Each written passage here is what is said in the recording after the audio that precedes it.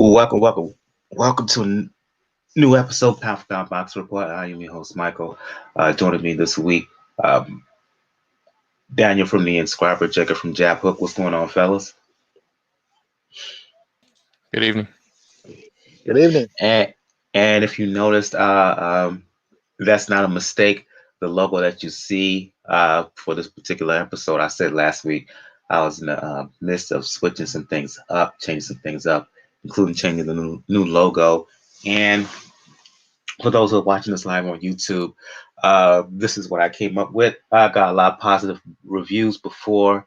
I just when I shared the new logo, created it myself. I hope you like it here this evening. And for those who are in the chat or will be joining us in the chat later on, please give your comments thumbs up, thumbs down. For those who are new to Pound for Pound Box Report, Pound for Pound Box Report live YouTube show, blog, as well as podcast discussing all things boxing. The motto is when boxing is good, we will talk about it. When it's bad, we will talk about it. Bottom line is, if it concerns sweet science, we will talk about it. Want to find out any and all information about the show, the blog page is the place to go to. P4pboxreport.wordpress.com. That is the link. You check the top right of the blog page. You'll find links to where to find us all over social media. Where to find us on all platforms that carry RSS feed. And as a note, I've switched RSS feed host. I have switched podcast host, and for future references, for the time being, if you look up Pound for Pound Box Report, check for this current logo: the red, the black, the red, the gold, on all platforms. iTunes, Spotify, and whatnot. They should all be switched over by now. This is the logo that you should look for any current shows. Um, Back to the blog page. There's also a Cash Me and PayPal donation link, and there's also, last but certainly not least, a link to my online fitness coach page. I am an online coach for Beachbody.com. If you're interested in any programs, if you're interested in any challenge packs, any supplements like Shakeology, Energize, collagen, and whatnot, please check out my online fitness coaching page link on Pound for Pound Box Report blog page. Let's get things underway. Plan to make this a pretty short show. There wasn't a lot to talk about in terms of fights this past week, but couple of what can be considered upsets. Let's start by the fights that took place. The fight that took place Saturday night. Adam Kownacki, heavyweight on the rise, ranked by the world sanctioning bodies and whatnot. Well, it was thought that he was going to have just another ho-hum fight against Robert Helenius. Well, Helenius came in and kind of upset the apple cart here as he scored a surprising 4-round win over Kownacki. Kownacki had the advantage early, and I go to you on this one first, Daniel. Then you can follow up, Jacob. But then, just suddenly, like that, Helenius changed things with power shots. Was able to hurt Kownacki, buzzed him, put him down, and eventually stopped him. Your level of surprise in terms of what you saw, was Kownacki a little bit overrated all along? Was his chin exposed? I didn't see that coming.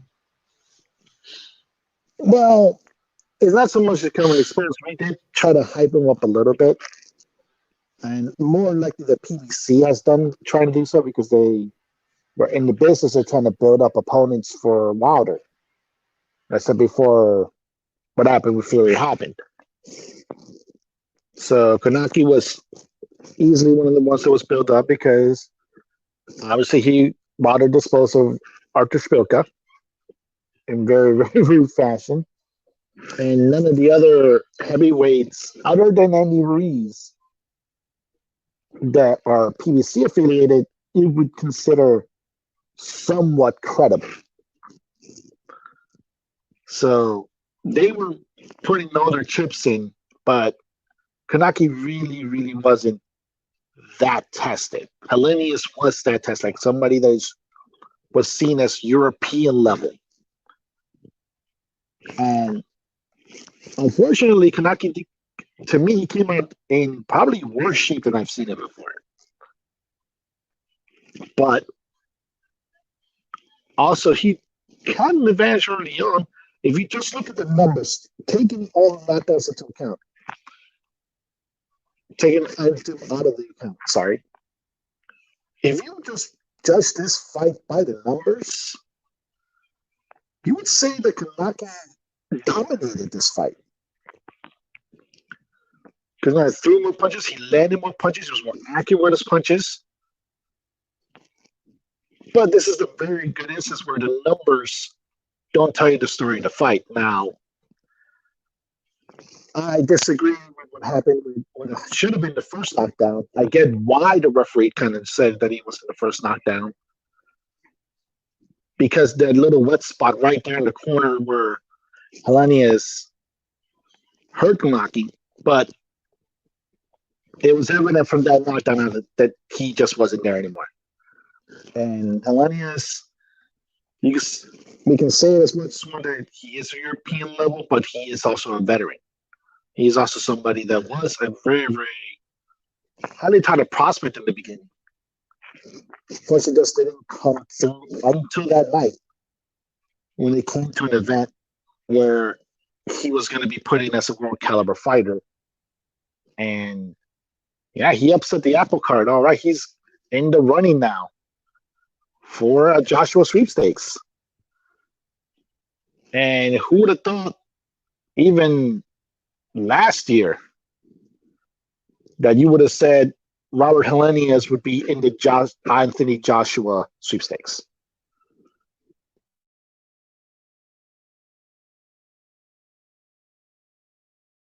Right, right.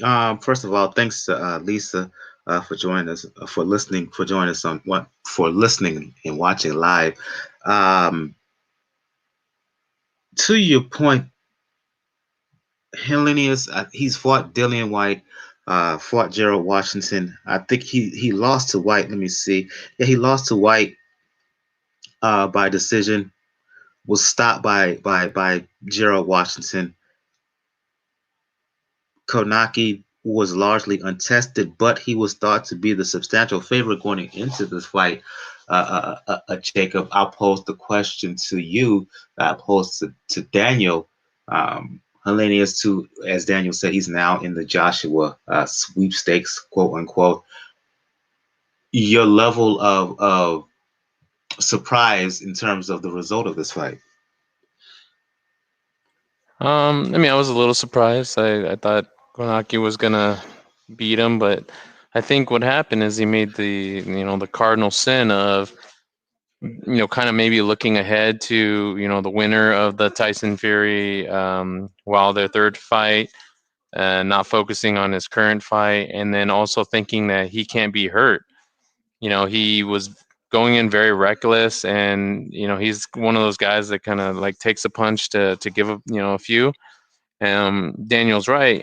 If you look at the numbers, it's going to tell you a different story. But this is in boxing, and especially the heavyweight division, it only takes one punch to change a fight. So Helenius was tired, and you can see he was visibly tired, but he was he did a couple good things where he kind of turned it around and saw that Kownacki was being reckless, and he was landing his he's got a pretty decent right hand, and he's got the size, so he can kind of stick his jab out there. Probably would have done better to use it a little bit more, but Kownacki, that first kind of slip, they called it, that was a knockdown, but it was over from then on, and there wasn't a lot of protesting from Kownacki's corner because he knew that he made a big mistake.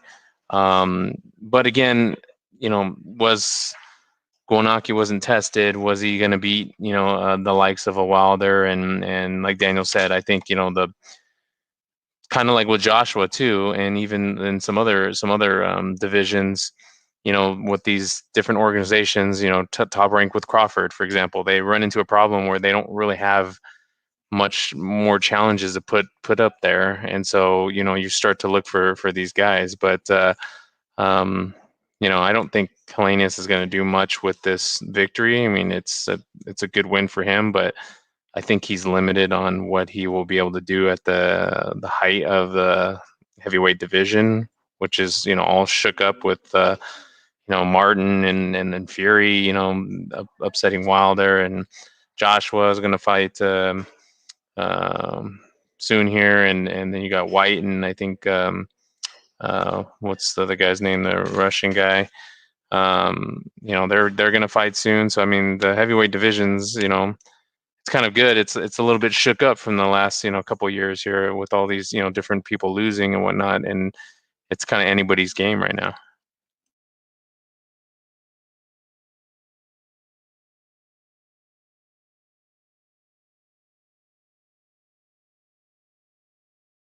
Oh, I'm sorry, I was on mute. I know Daniel, you said that he's in quote unquote the Joshua sweepstakes, Helenius, but it'll be a while before he gets a potential shot against AJ. So my question is, and you can answer this as well, Jacob, will we see a rematch between these two first before we even think about him seeing Helenius fight Joshua? Where does each fighter go from here? Oh no, definitely. They're already like trying to position Jono Helenius to try to fight one of the PBC fighters. I think somebody tried to bring up a matchup like one about Helenius versus Charles Martin, and I'm sorry, I kind of laughed hysterically at that. But yeah, you're definitely going to see a fight, because as much as you can say that, he's in the Joshua sweepstakes, but he's on the end, like in the end of the line of the sweepstakes. Obviously, Joshua has a few more mandatories he has to take over before it's even come into it, because it's going to take a while for it to even go in there, because we obviously know with Matchroom, they have ready-made opponents for Joshua that could go into it. Not to mention that, okay, if you can't fight Fury because of the rematch with Wilder, there's also a UK fight that you can actually go into it, especially young guys, when it comes to the winner of Joe Joyce versus Daniel Dubois. So there's a lot more opponents that can be lined up against Joshua. What say you, Jacob? I'm sorry, I thought you was finished, Daniel. My bad. No, I was about to say that. I said it's just a lot more opponents that you can put at Joshua before Helenius would be a viable option. What say you, Jacob? I mean, in a way, I don't know if it's in the contract, but I don't think. I mean, it wasn't like it was a blowout.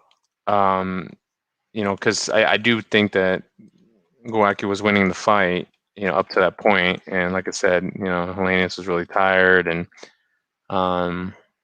but if they don't have a rematch in their clause, because they didn't, probably because he didn't think he was going to lose. Like I said, he was looking ahead to the bigger fight, kind of the sweepstakes of the Fury Wilder fight. But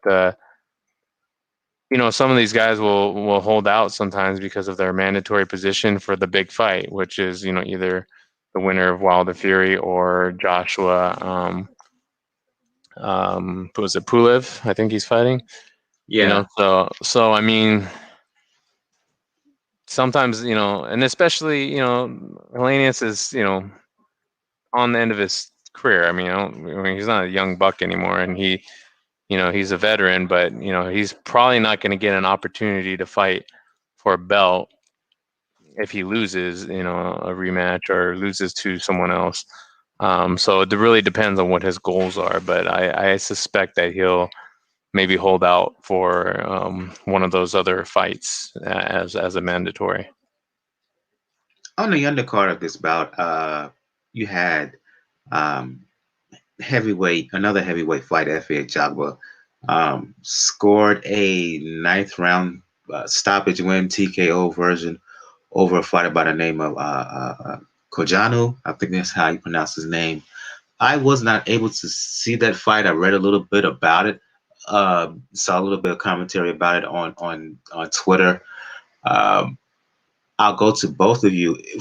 If any of you saw the fight, please comment on it. And what's your assessment of Ajagba? 13 fights in right now, I believe. Your assessment of him, his progress at this stage of his career.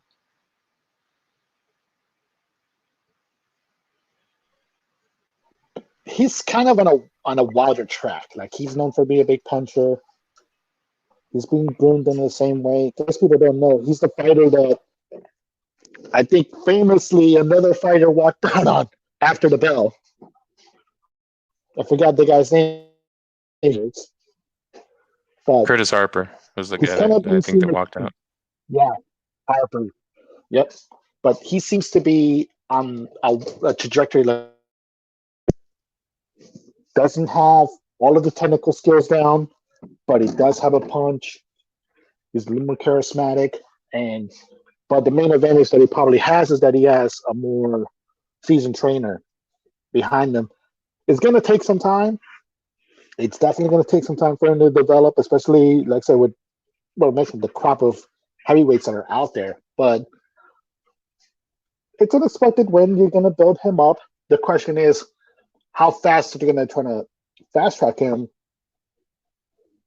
if it comes to a situation where Wilder can't do it anymore? I see Lisa in the chat. She commented in terms of the Ajagba fight. She said she saw it, and that Ajagba, he's still a work in progress. I'll go to you, Jacob. Thoughts on his fight, on his win over the weekend, and how do you feel about his progress so far? Daniel hit it on the head. I mean, he is a hard puncher.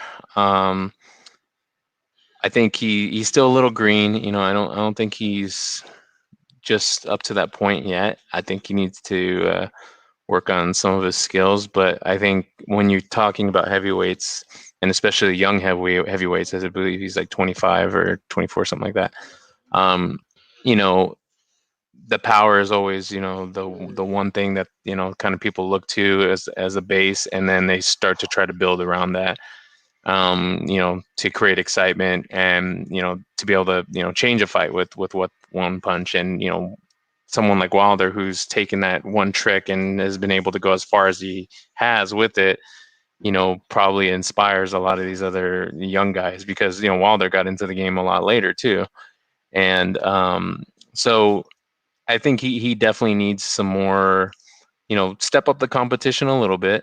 But I would say don't rush him too much, because you might have the potential of a good thing and then you ruin it because, he gets knocked out, a few times, or has, too many tough fights against too much of a top tier opponents. And then, you could have had something and now it's gone. You lose that, chance, because the more damage you take, unfortunately, the more you're gonna wear out the tire.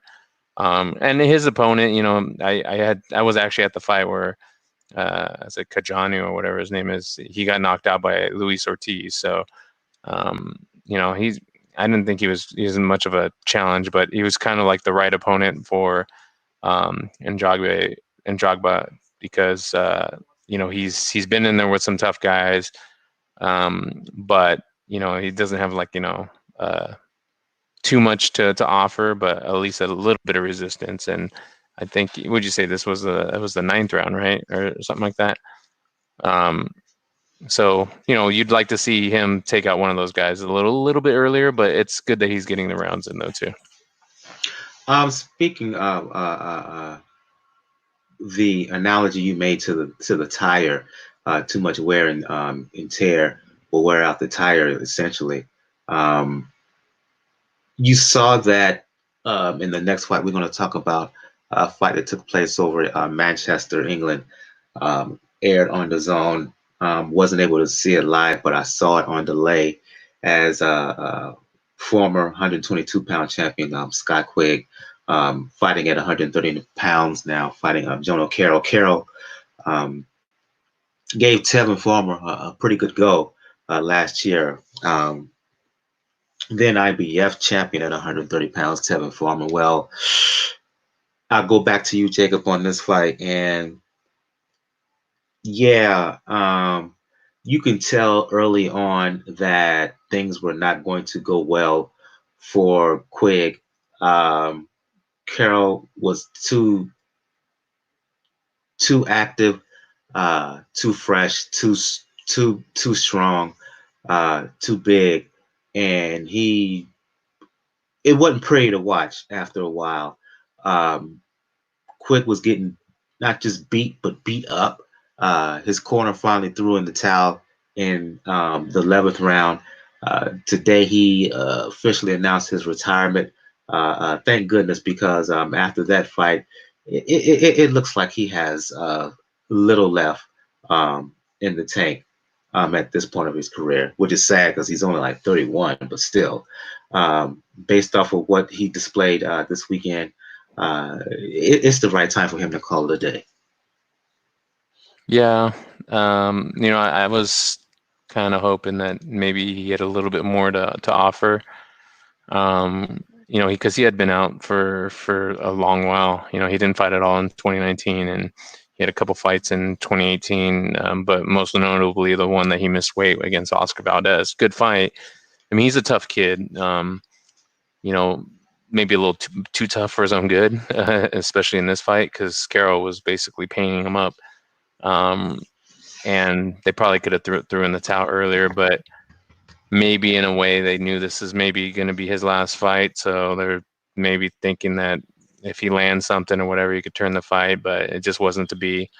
And I know he said he's retiring, but we have to get some years on that before we see if that's for sure, because a lot of these guys, retire, but they don't have anything to fall back on. And, it doesn't automatically translate to they're going to be training fighters, or they're going to have, promotion company or whatever. So, he's still relatively, young.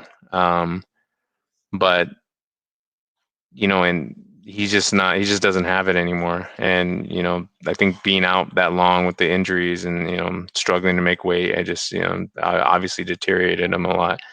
But, I wouldn't be surprised though if he comes back in a year or less. We've seen many fighters do that because they don't know what else to do. They don't have anywhere else to go. And so they just kind of, he has a name, especially over there in the UK. So, he can maybe, get some, sell some tickets for some, smaller promotions and things like that. And so I hope he stays away, because I think his career is done, but, we'll see. Yeah, but Jacob, on this one, Daniel, I do hope he stays away. Sound decision in terms of his announcement that he's retiring. Daniel, I mean, if you saw the fights, your thoughts on that? That was like again, that was like slow death. It was sad watching him getting beat up for the most part in that fight from pillar to post. I mean, he offered little to no resistance at all. Yeah, it's sad, really, at this point. Yeah, because considering his age, you wouldn't think that Quigg would be already have almost a template of the broken down fighter who's past his prime, facing a young, fresh challenger. You wouldn't think that, just looking at his age. But unfortunately, Quigg is one of the fighters that he went beyond the plateau where he would have went to when it comes weight.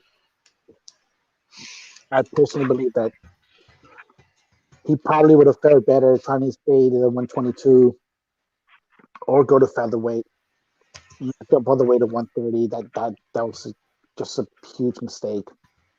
You just can't do that. The guys that are naturally that bigger are just probably faster and definitely stronger. So it's sad. I'm glad his corner threw in the towel when they did because that it was just a sad event just to look at overall.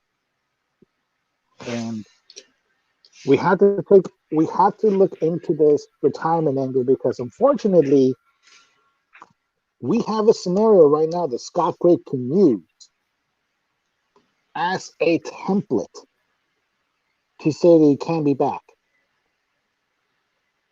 There's no need to Donaire going back down to bantamweight. We all thought Donaire was pretty much done because he was at the similar weight class, 126, 130. He goes back down to bantamweight, and it looks like he found a little bit of a fountain of youth.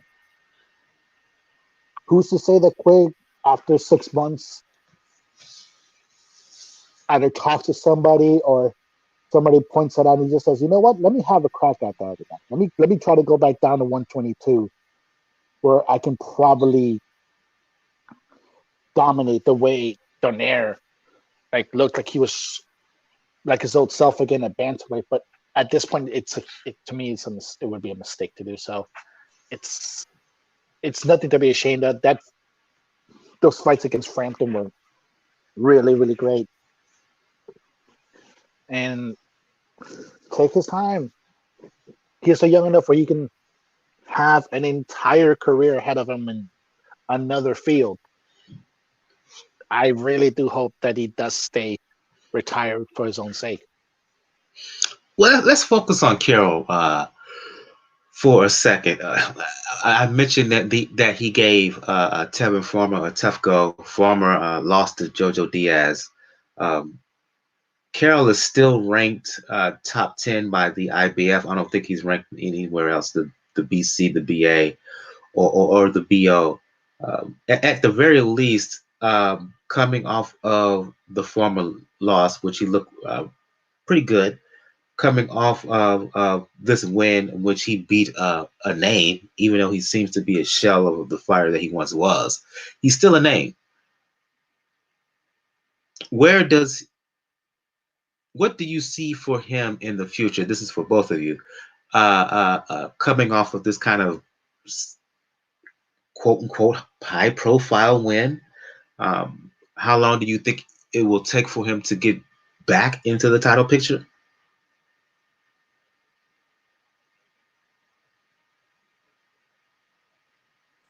I mean, it's in a weird way. It's a win against a name, but when you look at the name and how long he'd been out, it's not as big of a win as it could have been, I guess, if there would have been more of a much of a fight put up. But you can't, blame that on Carroll because he's just taking the fight as it comes. But he showed in his fight against Tevin Farmer, like you said, he lost. So, he's can definitely be put in as an opponent.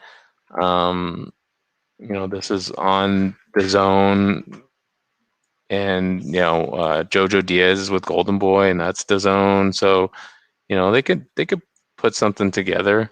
If they can't get the fights that they want, with Tank and all those other guys, but I think it puts him in a pretty good position. But they might make him fight someone else, to kind of cement his position. But he came out, looking good in that win, but wasn't like spectacular because I think of the opposition. Even though it was a name, it's a guy that basically retired after. So it's fighting someone at their prime and beating them. Before you go answer the question, Dan, you want to give a shout out to the folks who join us in the chat. St. Britt, official Scorecard Boxing, B Space. I see your question in the YouTube chat, Lisa, and I will ask during the news segments, which we're about to go to very soon, following Daniel's response to my question about Jono Carroll. Your thoughts on where Carroll goes from here, Daniel? He's kind of in a difficult spot because you mentioned it, Mike. He's only ranked in the IBF. Nowhere else, at least in the level where he can easily get a title shot, WBC, WBO, WBA. It makes it a very difficult maneuver to get around, but it can be done. Like Jacob mentioned, it there's really very little political or broadcasting issues that could prevent him from, let's say, Tevin Farmer beats Jojo Diaz in a rematch. There's very little to stop him from saying, hey, I gave you to a fight. I just beat a name. You just got a title back. I want a rematch. Or going, if Jojo wins a rematch, just going, hey, I just took this guy to the limit. And you beat him. How about you fight me? That's probably the only avenue he has. But yeah, it is what it is. Like, he just probably has to get more fights, try to find a way to crack the rankings of the other three sanctioning bodies. Because when you're only ranked in one, that does limit your avenues. In the chat, reading some comments here. In the chat, I think it was. Let me look up. Saint Brett said in our discussion about Jono Carroll, said that Carroll is a European level. It was more Quigg was shot to pieces. Official scorecard boxing agrees with that. So yeah, they think that Carroll can only reach a certain level. Before we go into the segment here, got a question from Lisa. Lisa Bales in the live YouTube chat. The last 2 weeks, we talked a lot about Fury and Wilder. Let me look it up. Let me scroll up and see her question right quick. Her question is, can you ask the panel what are their thoughts on Fury saying he's undisputed? That's her question in terms of Tyson Fury. Our thoughts on his claim that he's undisputed heavyweight champion. I'll go to you first, Daniel. I can see where the argument is coming from Fury's standpoint, because he didn't really lose the BA or the BO, WBA, WBO titles in the fight.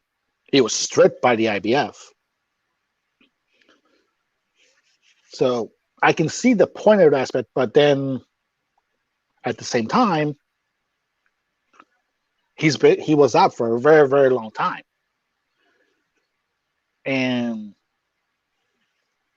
you technically could say that a new lineage started. I don't necessarily agree, but you can say a new lineage started in the heavyweight division with Joshua Klitschko. So there's a little bit more to the claim that said, no, Joshua's the more dominant one. You're just now coming back. But there is an argument to be made simply because Fury didn't lose those titles in the ring. It was either the IBF actually enforcing the rules or his self-destructive tendencies at the time having him lose those titles.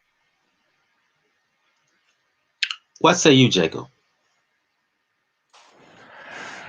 Daniel has good points, but in my opinion, you're not undisputed just because you didn't lose the titles and your personal life went in a tailspin and you're away from the sport. To me, to be undisputed, you would have to fight someone who has the titles and win that fight and hold all titles at the same time to be undisputed. I think that's, in my opinion, the true definition of undisputed. You're fighting for the titles, and not you fought for them, you won in one of the most boring fights I've ever seen in my life, and then you were away from the sport because of personal issues, and then you don't carry that those titles, forever. Like if, let's say that he didn't come back, for 5 years, you don't just automatically, get the titles back. That's why you have to fight for them. You got to fight your way up the ranks to get the titles back. I see B Space in the chat says that Tyson just goes by the fact that he never lost his belts. He also says, but he's not. But he's not.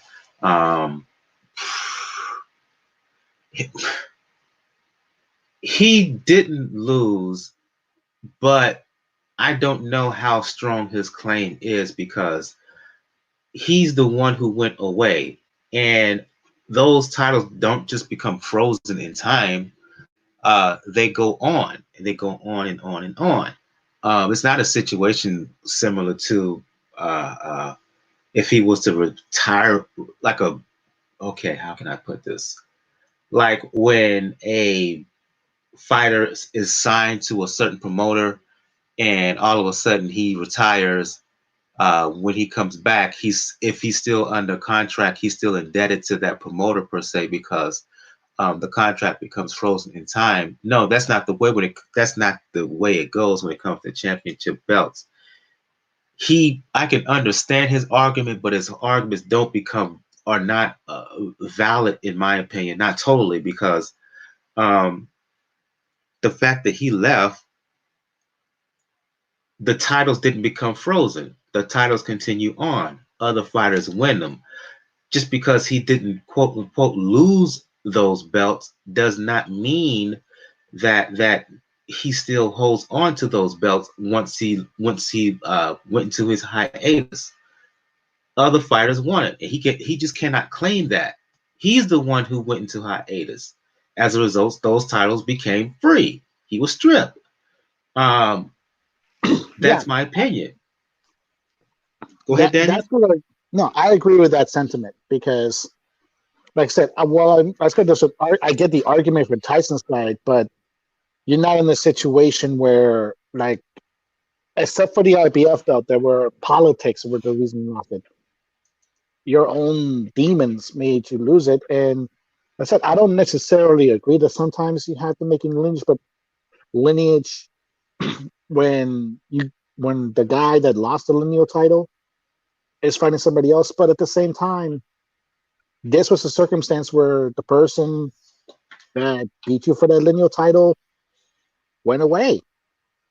So it does make sense that, okay, now you can say a new lineage was started because the last person that held it was beaten by somebody who many people considered to be the best heavyweight in the world. So I get his point, but though at the same time, yeah, you have to beat the person that holds the titles. You can't just hold it forever because, unfortunately, it's not a situation like a Muhammad Ali where he went away. He had to literally give up his freedom to lose those titles. You left on your own, and it wasn't like you retired just for the sake of retiring. You left because you had some demons. So you had to rebuild yourself back up. So you have to build yourself up to be worthy to be called undisputed. It's kind of a weird claim, though, in a sense, because you're basically saying, yeah, I won the titles, but I'm undisputed. So there's, what else is there left to fight about? In the sense, like, do you want to fight Joshua, to prove that you beat Wilder, and you have a draw with them and you got another fight coming up and you beat Klitschko. I mean, what more of a feather in your cap would it be if Joshua still has the belts to face him and unify, then you can, make this claim. But to kind of prematurely make this claim because of something that happened in the past, to make it more about like you're, I guess, bigger than the sport in a way. Like, to me, it's just a weird claim. It to me, it sends a weird message that, like, almost like you don't want to fight, this other person. You just want to say, oh, well, I'm undisputed because of the past, not currently what's going on. Lisa asked in the chat, I see Unrivaled Boxing has joined us, first of all. Unrivaled Boxing Talking News. Sure.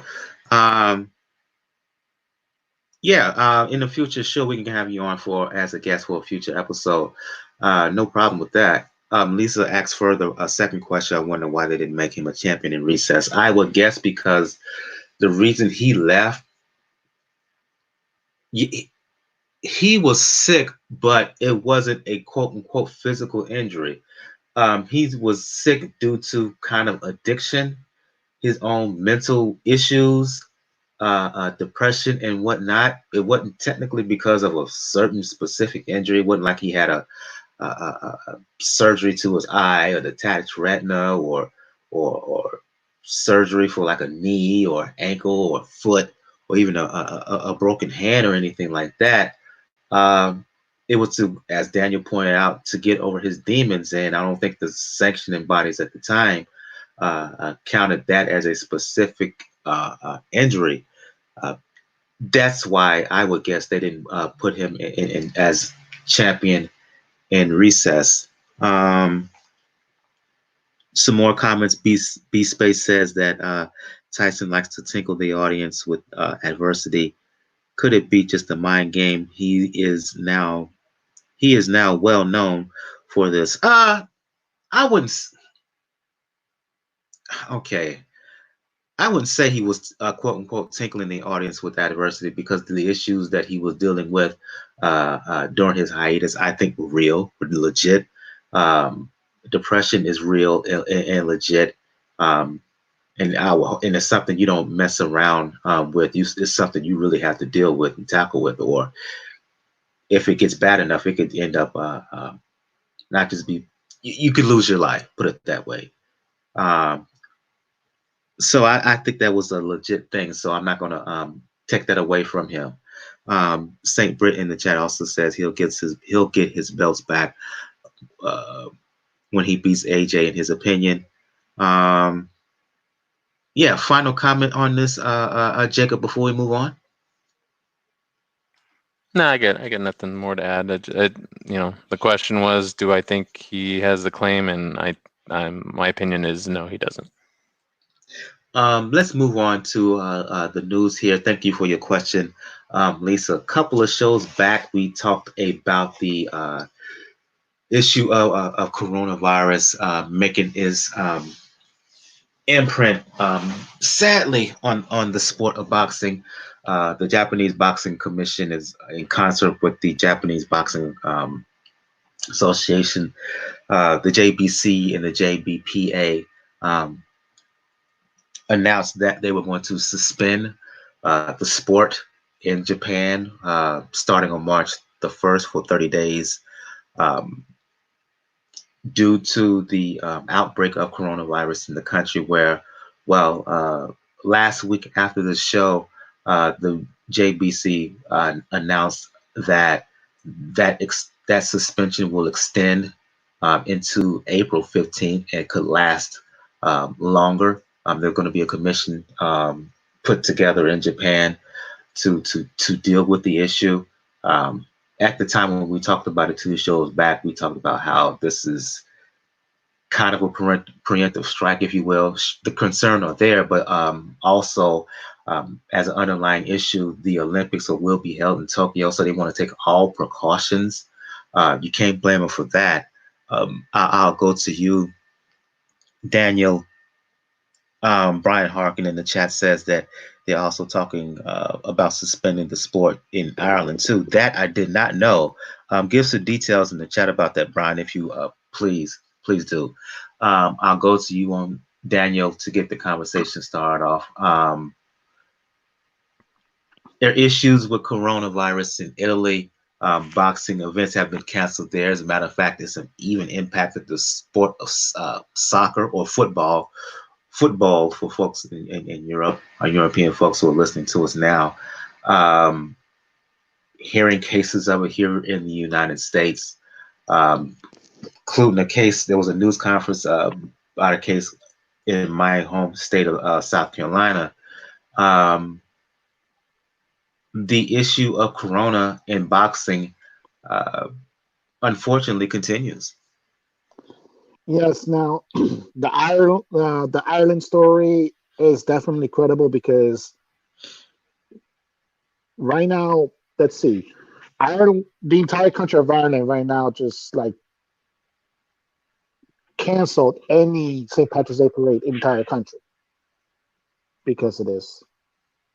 And Italy, the government just put the entire country on lockdown. They they're literally telling you that you should stay home. The only thing you should be leaving for is from work, and that's the only thing. So yeah, this is pretty serious now. I'm not surprised by like I said, the Japanese association taking this step because when you look at Japan, they have other organizations, whether it's boxing, MMA, wrestling, they've all taken some type of level of contingency plan. I think like some wrestling companies have done shows in empty stadium. Some have canceled meet and greets altogether.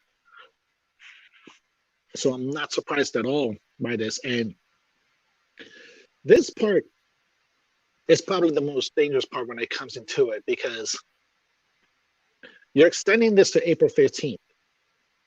And as much as the Japanese want to say they're not going to cancel the Olympics, you are coming dangerously close where you're probably going to decide to cancel the Olympics. So this is very, very serious coming into it, and not even mentioning like other countries facing into it, the cases in France, the other cases in Southeast Asia. Obviously, how Iran is completely like like a third of their parliament has it. And interesting enough, in this country, we had one congressman who decided to try to make fun of the situation by wearing a gas mask in the House of Representatives. He now likely has corona. The irony of that jerk. Let me just interrupt you for that. The irony of that jerk gets wearing a gas mask while talking about it on the floor of the House. Further asked about it, he came off more as an ass, and now he says that he was in contact with someone with the virus, and then in turn was recently in contact with 45, who's trying to dismiss the issue and acts like facts and science doesn't matter. The irony of that. Go ahead. Yeah, like I said, there's an irony to it, but this is coming into effect now in this country because a lot of them support it. In tennis, you had a tournament, the PNP Paribas Open, that makes a lot of money. That's been canceled. You've had musical events, Miami Ultra Festival, canceled. They just announced that they're postponing Coachella to October. So it's South by Southwest as well was canceled. Yes. So now we're starting to hit the venues where there's a whole lot of congregation goes into it. Look at the slate of fights that we have lined up. I know we're going to talk about one in the news. What happens if it becomes a situation where you can't even have that fight? Not because of politics, not because of fighters make weight, but because it is. It's coming very, very fast. It's very, very potent. Now, I know people want to make the joke that it's not like the flu. The mortality rate for like the cold and this is higher. I'm going to be blunt here. Our government right now has been so fucking inept that we don't even know probably the actual scope that's been in this country, because right now the entire government is trying to placate the ego of one lunatic.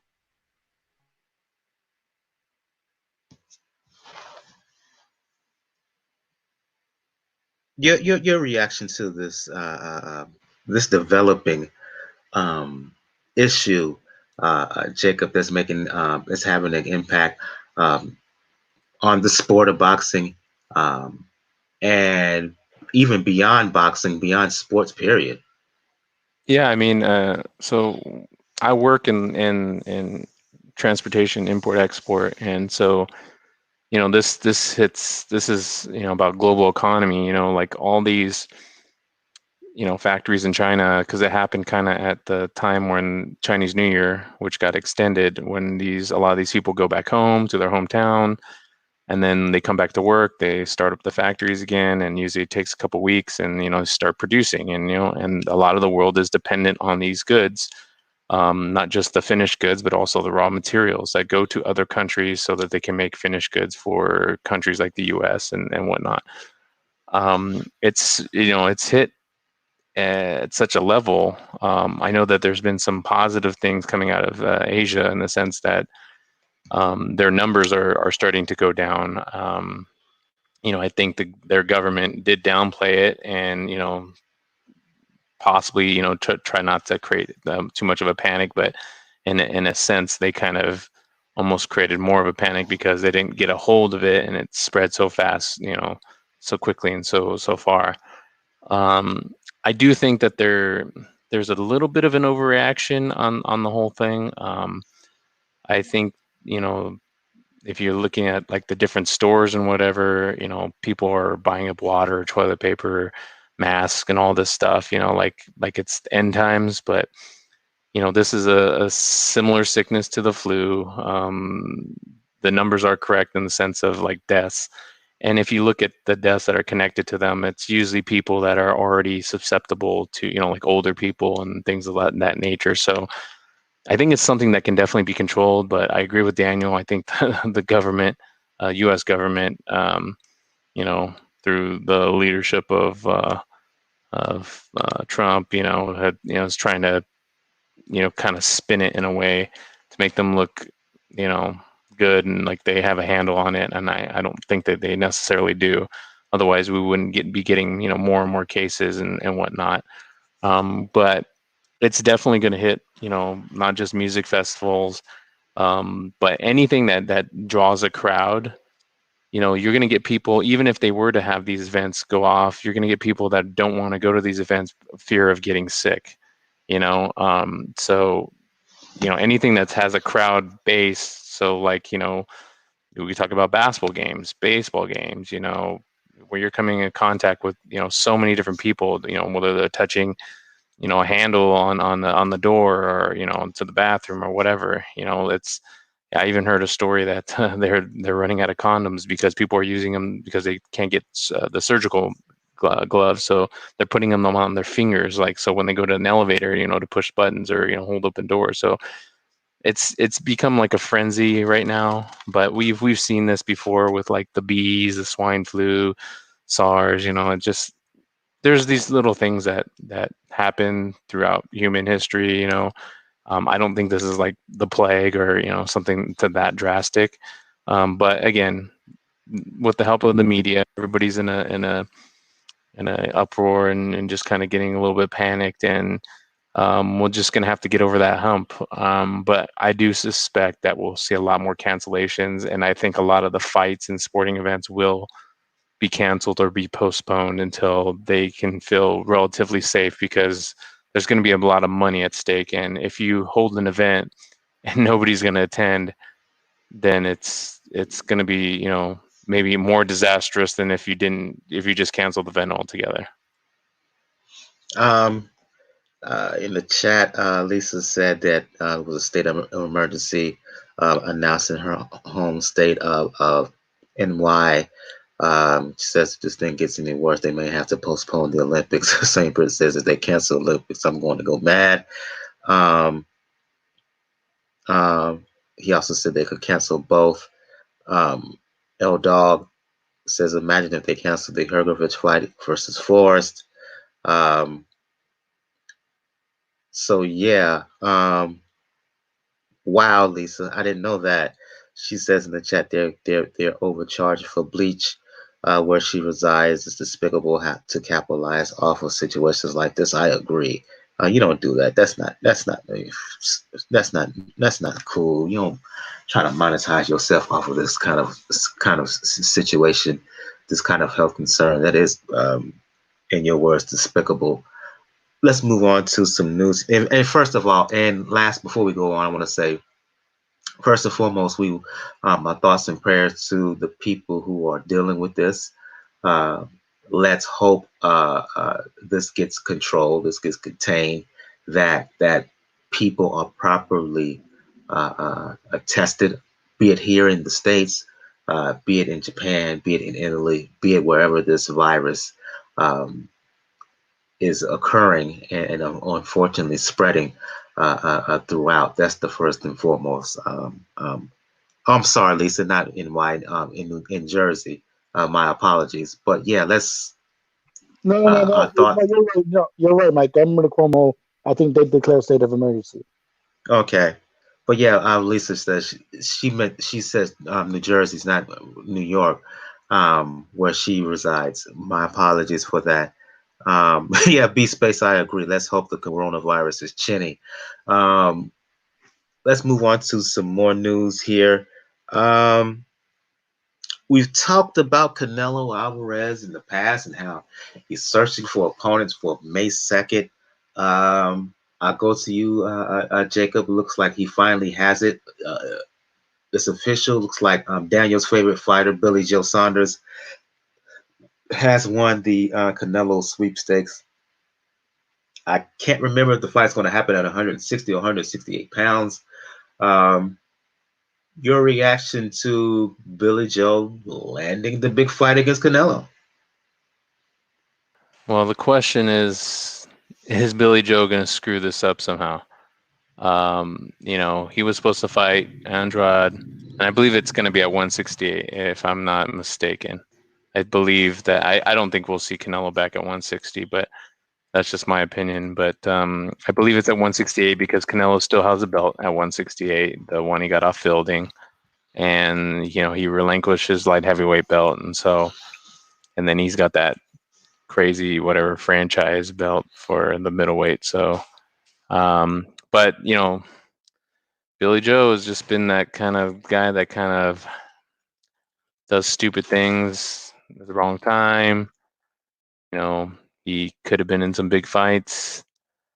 He has a chance to give Canelo something like a different look, but is he going to come in prepared? Is he going to take it seriously? I mean, it's all the questions are really on his side because we know Canelo is going to come in prepared and take it seriously.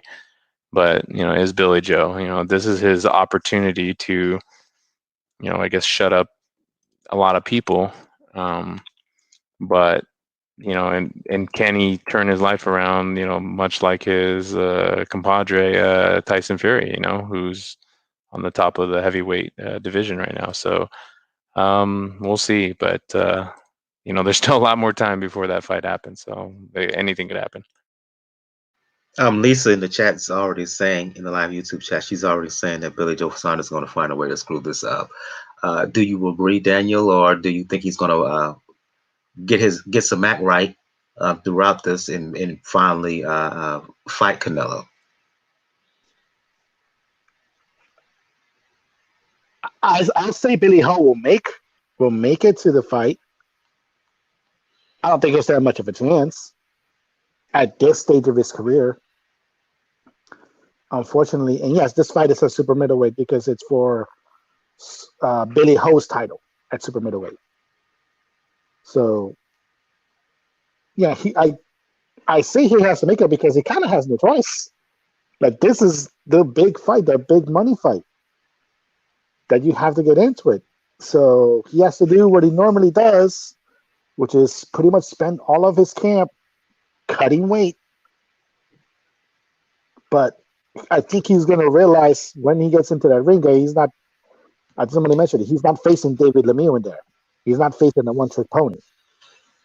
He's facing somebody in Canelo Alvarez that, as much as a lot of us chastise him for some of the moves he makes politically and a lot of the fights he takes making his business moves, he at least takes sport seriously. He at least goes into camp prepared and does his job diligently and shows up ready. So this is going to be an interesting angle to it. Obviously, this is also no longer a situation where it's crossing lines. They're both Matchroom guys.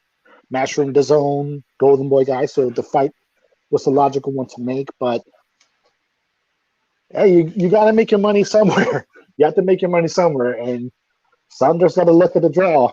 We just have to see if it'll be Billy Joe Saunders or, unfortunately, what we've all come to know as Billy Ho Saunders showing up.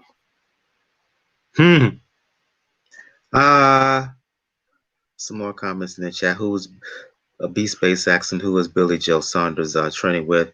Yeah, he's gonna be training with Ben Davis and Tyson, who formerly trained Tyson Fury. Will it help? Who knows? It all depends on Billy Joe. My issue is, and Gus from Corruption and Boxing mentioned this, is that Billy Joe kind of has wasted himself because of inactivity, because of his fluctuation in weight. His fear is that the athleticism and the physicality, well, not the physicality, but the athleticism that we saw in Billy Joe Saunders, it may be waning at this point of his career. I tend to agree with that. And for me, we'll talk about this fight as we get closer to the date. I just don't see how he can hurt him.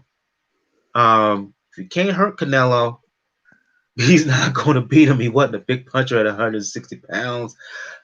He has good movement, but Canelo is one smart dude, Daniel, to your point. This is not David Lemieux situation here. Say what you want about Canelo, but you can't knock his improvement in the ring over the years, especially post Floyd. He has gotten better and better and better with each fight. Sorry, Gennady Golovkin fans, stands, fanboys.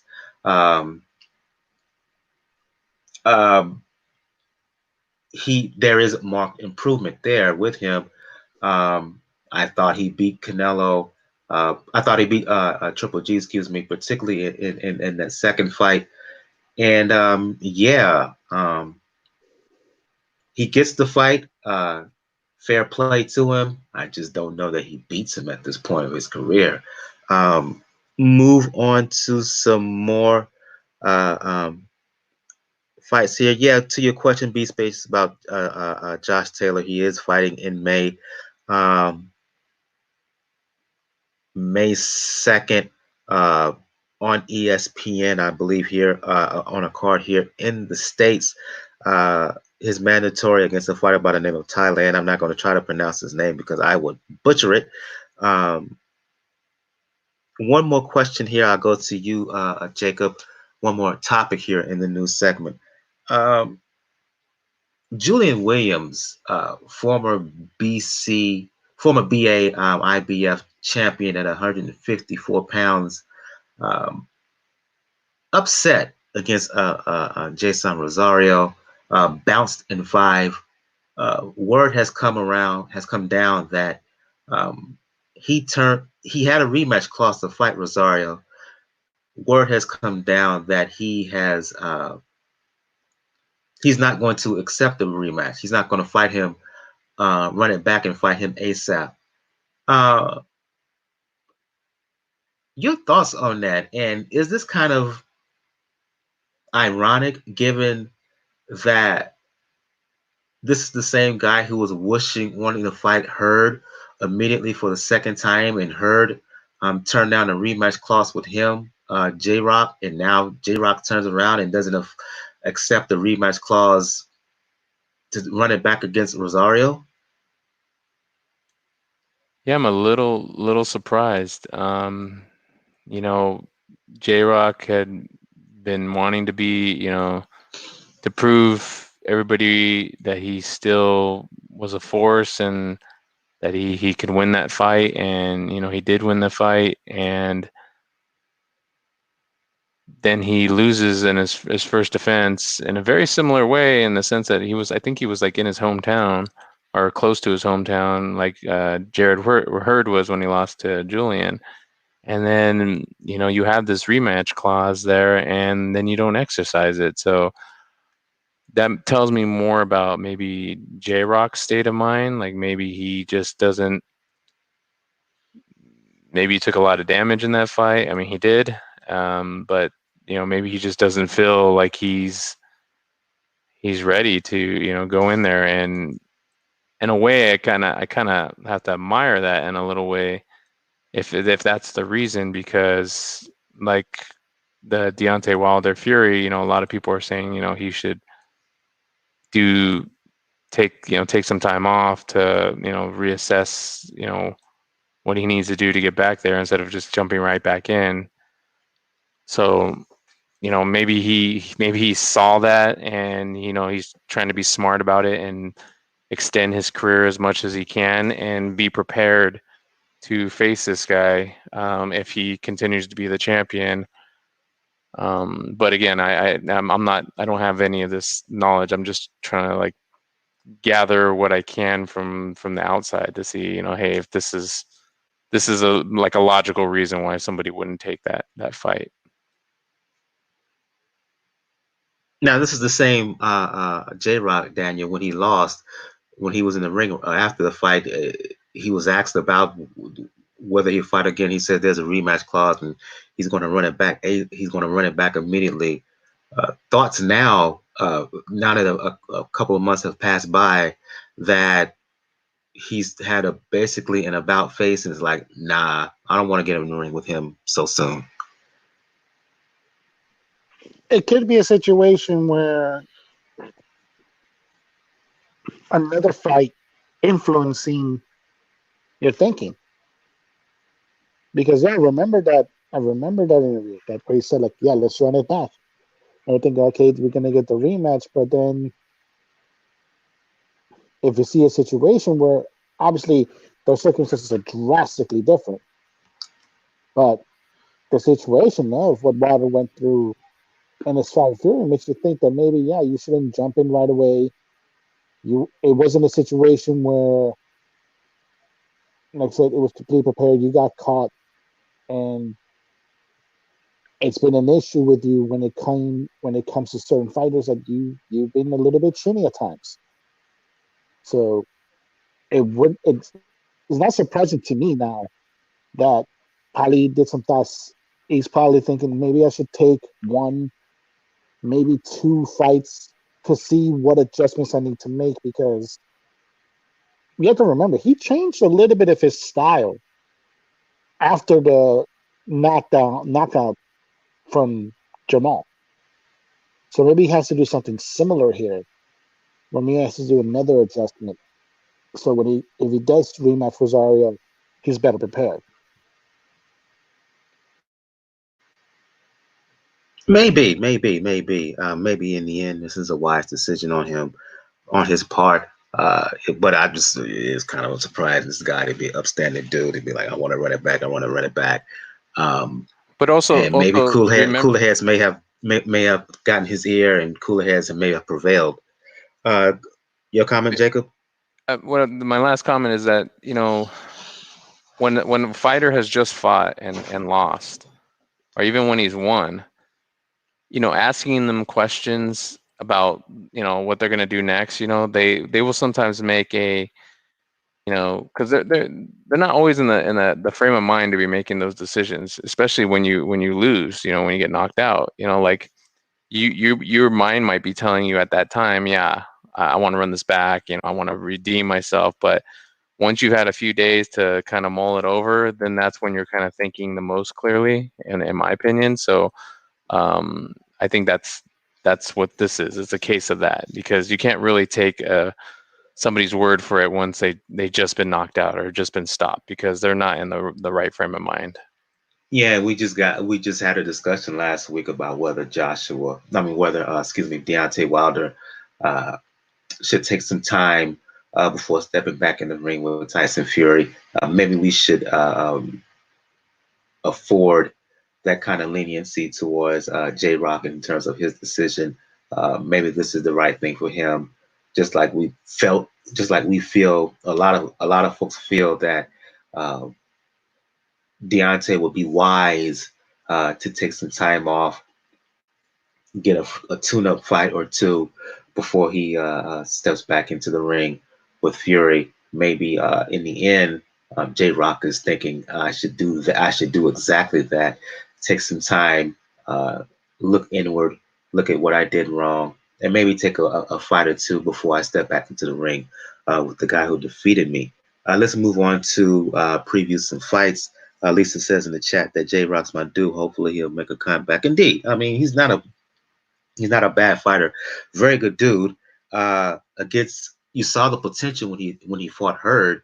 It was just surprising that he came up short in the way he did against Rosario. But maybe he can run it back and return to the form that we saw when he won the titles against Jarrett Hurd last year. Let's move on to preview some fights here because I know, Jacob, you have to dip out early. Fights that are taking place this weekend. We're going to a card on ESPN. Shakur Stevenson making the first defense of his title at 126 pounds, WBO version, fighting a guy by the name of Marriaga. Familiar with him, Daniel? He's fought for a world title before. I believe I can't remember the name of the guy he fought, but he has fought for a world title before. Lomachenko and Valdez. There you go. Lomachenko and Lomachenko. He's fought Valdez as well. Stevenson is a guy who looked very good when he defeated Gonzalez, I believe, to win the title. This fight is going to take place in New York, going to air live on ESPN on the 14th. Marriaga, he has good pop and he's tough and he's rugged, but I look at Shakur Stevenson, too good in my opinion, too slick. If he's fully focused, I think he will box Marriaga and box him quite easily. The skill set of Shakur, in my opinion, he's 22, 23 years old. Is too much. He's on the rise, and I think, given Marriaga's style, Stevenson has a chance to really look good here. Yeah, that's the main thing with Marriaga. He's a tough dude when it comes to fighting. He's gonna give you a challenge, but with the skill set that Shakur has, it's not gonna be enough of a challenge that you would think he's gonna lose. So this is gonna be a decent test, a very decent test to see where Shakur is as far as his development. Because remember, they fast tracked him to the title picture. So it's going to be interesting to see how Shakur looks in this first defense. Obviously, he took this fight instead of the unification Warrington. So how do you look? And I think he's probably farewell. Marriaga said it's a tough guy, but against somebody that's with Shakur's skill set, I don't think he'll be successful. Thoughts on this fight, Jacob? Showcase fight for him, for Stevenson. Easy work. Yeah, I unfortunately, Marriaga he's a tough guy. He had that fight with Walters, a while back. And the two other fights that we talked about, Valdez and Lomachenko, for titles. But he's always come up short. He's a decent fighter. He's a tough guy, but I actually think Stevenson's gonna wash him. I think he might even stop him. Stevenson's he's just too smart, too skilled. I don't think he's gonna have too much trouble with Marriaga. I think he'll figure him out. Maybe it'll take a few rounds to figure him out, and I could see like maybe a mid to like late stoppage for Stevenson. On the undercard, former champion at 122 pounds, Jesse Magdeleno's fighting a guy by the name of Lukas. I admit here I do not know much about Sakaria Lukas. My apologies for my ignorance, sort of the lack of know-how of knowing anything about this fighter. I'm gonna lean on you, Daniel and Jacob. If you've seen much of Lukas, give some insight on what kind of fighter he is and what chance he has against Magdeleno.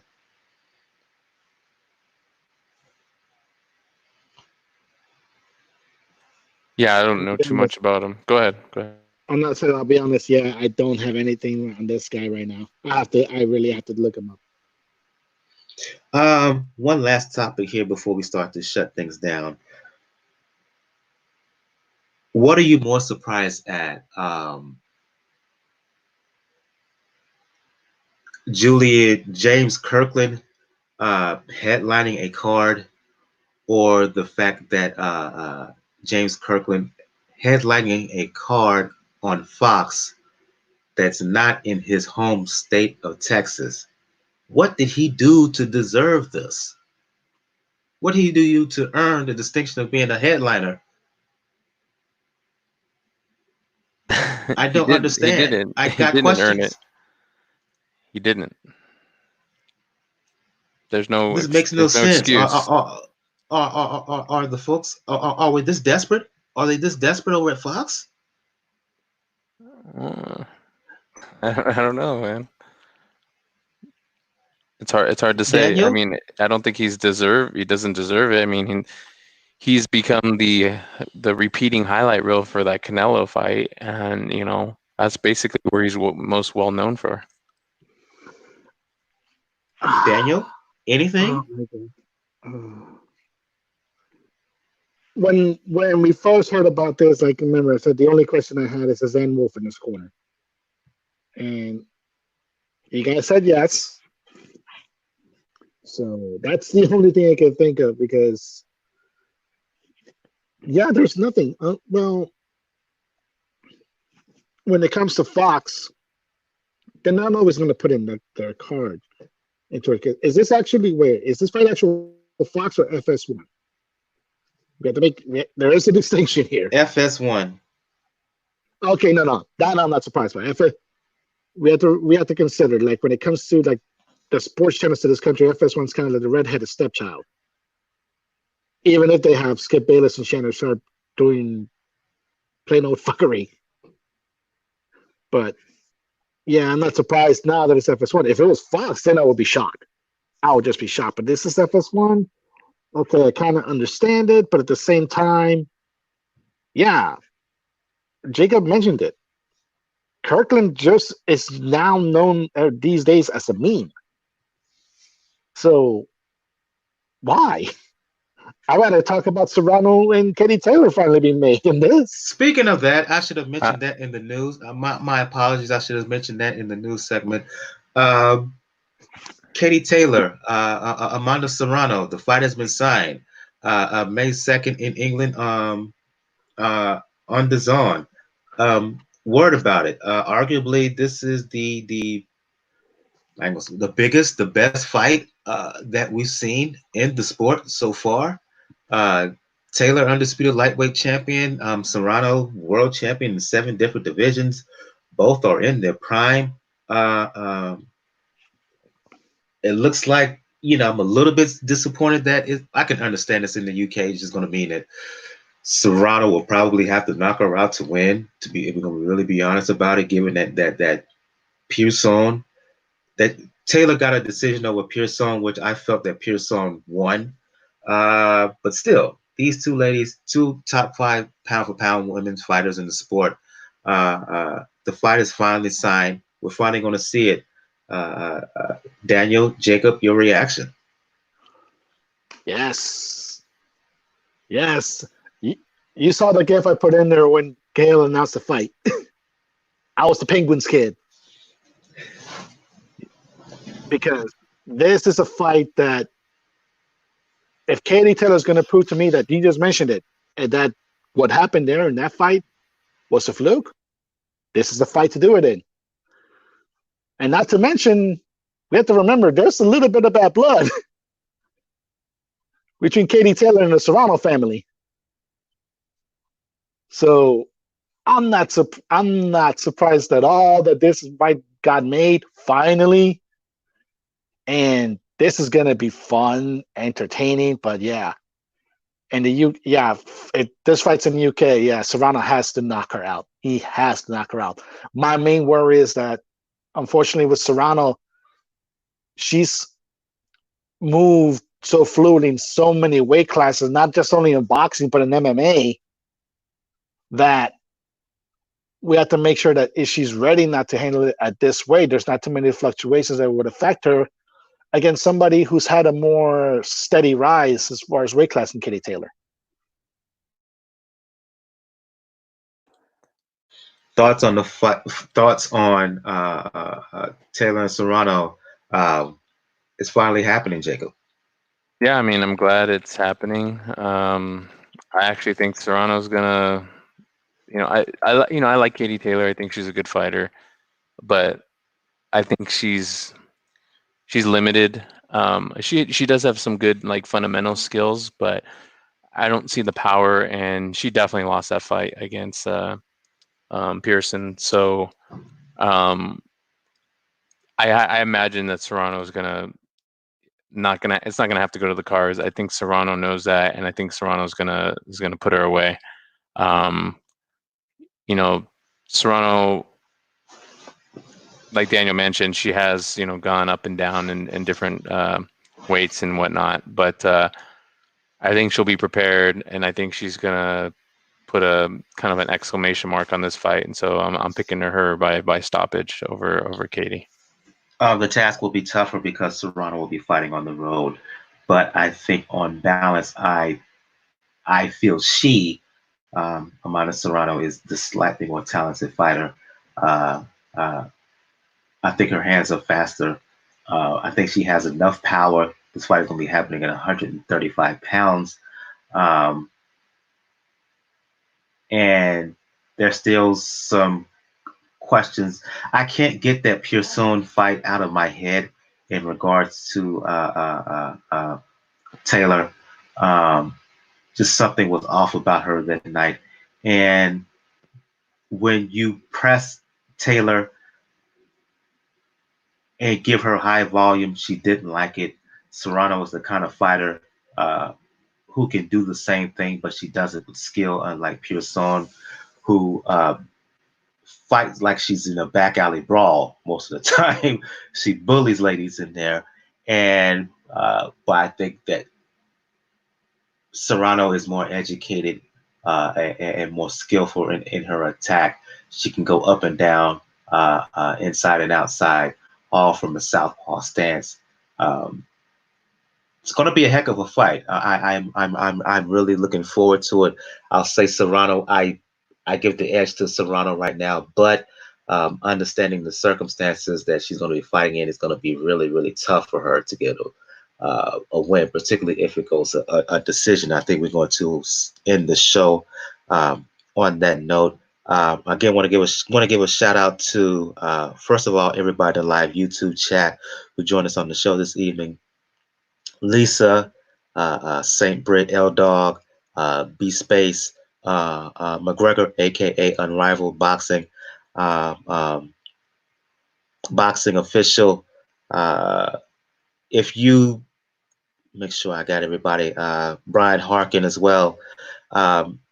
Everybody in the chat, make sure to hit that like button. Please make sure to hit that subscribe button. Also subscribe to us on iTunes and Spotify.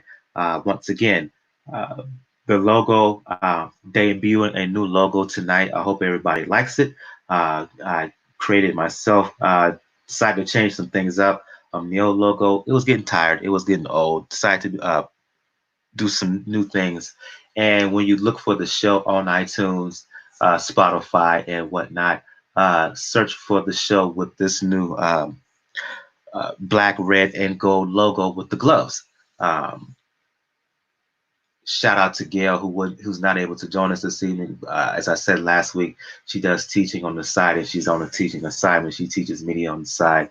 Shout out from both, from Truth and Facts About Sports, Talking, the lieutenant of Three King Boxing. Shout out to Gus from Corruption in Boxing. Going to go around the panel here, starting with Daniel from The Inscriber, for those who want to talk the sweet science, for those who want to talk the NBA, especially as it pertains to the Miami Heat. Let the folks know where they can find you. All right, folks, you can find me on Twitter, Rawkus99, RAWKUZ99. Now, definitely catch me on, because we're going to be reamping the Inscriber pretty soon. Like I said, shout out to the editor-in-chief, Robert Cobb. And definitely we're going to catch on some fights and on this weekend, but hopefully not too many cancellations. I'll go to you, Jacob. Jacob from Jab Hook Boxing. For those who want to talk to Sweet Science, for those who want to talk movies, let the folks know where they can find you. Yeah, thanks for having me on again, Mike. Yeah, I can be found at Twitter, JRATM23. And, hopefully you'll see me at a fight here and there. Indeed, and some last comments here. From Lisa, she says if Serrano wins the Breakers Taylor fight, is on the rocks. Cecilia Breakers, she's going to fight. Help me out, fellas. Who Breakers is going to fight coming up? I forgot the person name, but I think she's gonna be making her defense is in the teens, and I think there has been talks of her probably been the last fight at welterweight because she's kind of getting tired of the Clarissa Shields talk. So maybe that's what's coming up. She's going to fight. Let me look it up right quick while I go on. Yeah, Jessica McCaskill, who has 2 belts at 140 pounds. That fight is going to be McCaskill and Breaker is going to happen at 147 pounds. So, yeah, there's been talk of Breakers fighting Katie Taylor down the road, either Taylor or Clarissa Shields, who's wanting a fight with Cecilia Breakers as well. For those who want to talk boxing, music, fitness with me, you know what it is on Twitter. Brother JR at Brother JR76. As I said to begin the show, if you want to check out all things regarding the Pound for Pound Boxing Report, the blog page is the place to go to, P4P Boxing Report .wordpress.com. Check the top right of the blog page to find where you can find out how to follow us throughout social media. Where you can find the show on any platforms that carry RSS feed, the links to my online coaching page. I am an online coach for Beachbody. And where you can donate, got a Cash Me and PayPal donation links. If you have some spare change in hand, please donate. Let donation be the best nation and donate to Pound for Pound Boxing Report. Next episode, we will do a recap of Stevenson and Marriaga. We will do a recap of the Jesse Magdeleno fight, and we will do a preview of the finals of. This has been kind of slept on, to be perfectly honest with you, but the finals of World Boxing Super Series Cruiserweight, as Doriticos is going to be fighting Maris Bredas. The fight is going to happen in Latvia, which I believe is Bredas' backyard. The fight is going to happen on the zone. So we will do a preview of that fight in any all boxing events that's comes up from the end of this show until the beginning of the show next week. Want to again thank everybody in the live YouTube chat for joining us. Thank you for your comments and your questions. For Daniel of the Inscriber, for Jacob of Jab Hook Boxing, I am your host, Michael. This has been episode 285 of Pound for Pound Boxing Report. We will see you guys next time. Everyone have a good evening. Good night. Good night. Good night, folks. Please do not use Tito's vodka as a hand sanitizer.